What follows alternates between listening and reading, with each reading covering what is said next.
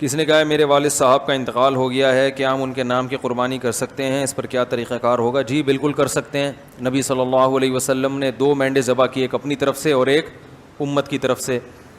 اور آپ نے ایک دفعہ ایسا بھی کیا کہ ایک قربانی اپنی طرف سے اور ایک ان کی طرف سے جو قربانی نہیں کر سکے.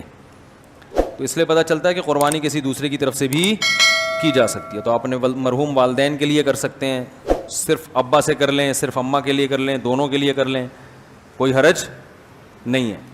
ہاں اب دونوں کے لیے کریں گے تو کیا ثواب تقسیم ہو کے ملے گا دونوں کو؟ یہ ایک سوال ہے بھائی، سمجھ میں آ رہا ہے؟ بھائی ایک بکرا، ایک دمبا یا گائے کا ایک حصہ آپ کے مرحوم والدین دونوں کے لیے کر لیا آپ نے، تو کیا آدھا آدھا دونوں کے لیے ہوگا یا دونوں کو پورا پورا ثواب ملے گا؟ اس میں علماء کی 2 رائے ہیں، کیونکہ اس کے بارے میں قرآن و سنت خاموش ہیں. صحیح ہے نا؟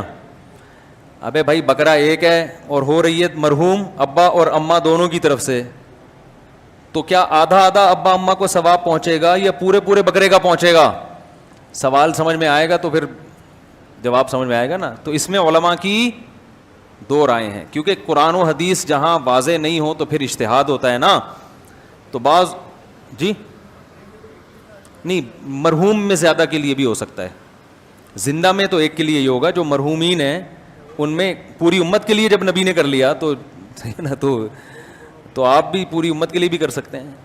اصل میں ہوتا وہ آپ ہی کی طرف سے ہے، تو آپ چونکہ ایک ہیں تو آپ ایک ہی بکرا کریں گے، لیکن اس کا ثواب پہنچایا جاتا ہے زیادہ لوگوں کو. تو وہ 2 کے لیے بھی ہو سکتا ہے، 10 کے لیے بھی ہو سکتا ہے، پوری امت کے لیے بھی ہو سکتا ہے، وہ زندوں کے لیے بھی ہو سکتا ہے، لیکن وہ ہوگا پھر آپ کے لیے. لیکن جب آپ قربانی 2 کی طرف 2 زندوں کے لیے کر رہے ہوتے ہیں، پھر وہ دونوں کے لیے الگ الگ ہو رہی ہوتی ہے، اس میں ایک میں 2 آدمی شریک نہیں ہو سکتے. لیکن صرف ثواب پہنچانے کی حد تک جہاں تک بات ہے، تو ثواب پہنچانے میں تو 10 کو پہنچا دیں آپ.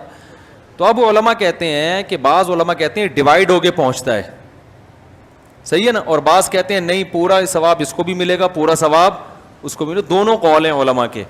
تو اس لیے افضل تو یہی ہے کہ ابا کے لیے الگ کر لیں، اماں کے لیے الگ کر لیں، افضل یہی ہے. اور اگر نہیں کر سکتے دونوں کے لیے کر لیں، ایک ہی کر لیں دونوں کے لیے. اللہ پہنچانا چاہے گا تو دونوں کو پورے